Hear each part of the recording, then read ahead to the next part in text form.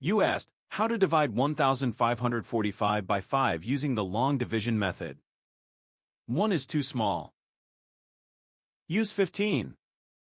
15 divided by 5 equals 3. 3 times 5 equals 15. 15 minus 15 equals 0. Bring down 4, making 4. 4 divided by 5 equals 0. 0 times 5 equals 0. 4 minus 0 equals 4. Bring down 5, making 45. 45 divided by 5 equals 9. 9 times 5 equals 45. 45 minus 45 equals 0. The remainder is 0. The final result is 309.